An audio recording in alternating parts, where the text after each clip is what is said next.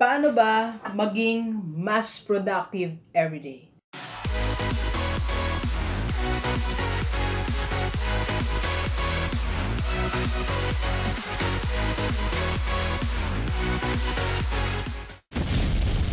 Positive Day Delivers, this is Dr. Gigi Sunga from I Can Change Project. Okay, so isang gusto kong i-share sa inyo na ginawa ko for the past 6 months siguro, 6 months. I started doing it and it's very effective. Okay, so ano ba isang bagay na yan para maging mas productive po tayo? Ako like in my case, sa school. So para to make sure na tatapos yung mga tasks at hand ko, kahit dito sa aking home office, sa aking mga business. So, sa aking mga pinagkakabalahan na marami. At sa aking church obligations, mga responsibilities natin. So, ano ba yung isang sikreto ni Doc G? Sa dami namang ginagawa natin, I'm a full-time principal and din a part-time vlogger, nagsiseminar, nagko-coach, nagtuturo ng Sunday school at nagsishare pag every gospel hour, every Sunday. So, ano ba yung ginagawa natin? There's only one secret. That is, I touch things only once. Okay? So, ano ibig sabihin nun? Ganito. Like, for example, sa school, Sa school po, for example, may binigay yung aking assistant namin doon. Okay? So, si Madam. Okay? Hello sa'yo, Ma'am Madel. Sabihin ko na ang pangalan mo, si Ma'am Madel. So, meron siyang binigay na mga papers. O kaya, coming from different departments ng aming school o sa aming sa basic department, register, accounting. So, pag may binigay sa akin, halimbawa 5 papers, pagkatanggap ko, dati po ang ginagawa ko kasi, pagkatanggap ko, nilalapag ko lang sila.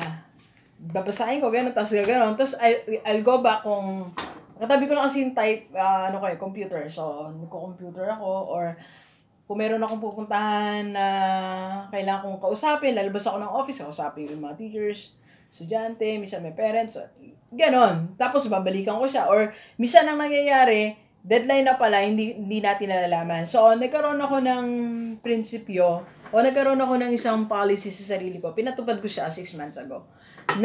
Okay, so, bubukas po yung ating kortina. Medyo malikot tayo. Okay. Ang gagawin po ay ganito. I only touch things once. So, that means, for example, pag binigay sa akin, 5 papel yan, so, uupuan ko na yan. For example, ito, nakita ko, kailangan, like ngayon, kasi we are preparing for our sports fest. So, kailangan magkaroon kami ng, Friday, actually, I received that, Friday morning. Na-receive ko yun na template, actually, Thursday yata, template ng mga list of players.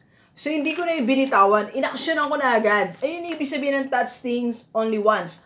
So, tinignan ko na, okay, so, nag-schedule na ako. Kailangan ko magpa-try out. So, minessage ko na lahat ng mga estudyante namin under College of Education kasi meron kaming group, GC. So, sinabi ko na we try out tayo Tuesday. Then, officers, please meet me. So, dumating agad mga officer namin. Nag-usap na kami.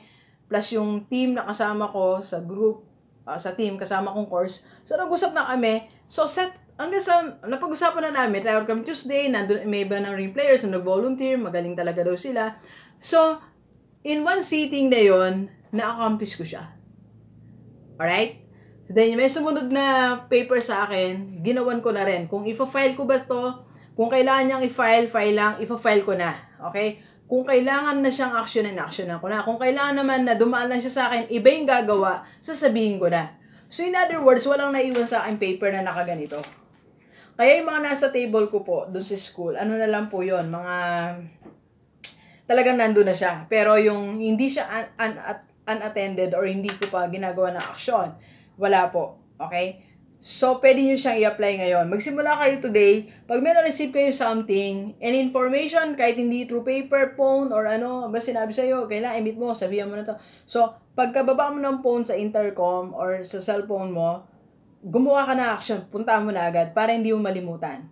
So, it's either you file, okay, kung document po siya, it's either you file it, take action, or you have to delegate it. So, yun lang naman, a-actionan mo na. Okay?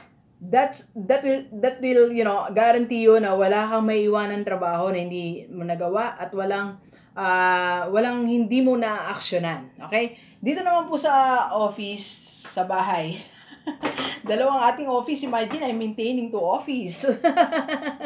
So, dito naman, like, ano ba naisip ko, may naisip akong topic, para hindi ko siya malimutan, para sinusulat ko po dito, agad-agad dito.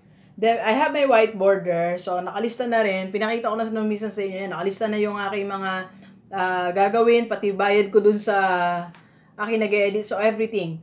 So, yung system po na to na ginawa ko is, it helps me to accomplish yung dapat kong i-accomplish na walang nalilimutan. Okay? So, you can also try this. Diyan sa, kung ikaw man ay nasa office, kahit anong company ka, so you can do the same. So, action na agad, mga dumating sa'yo. Pati sa bahay, di ba?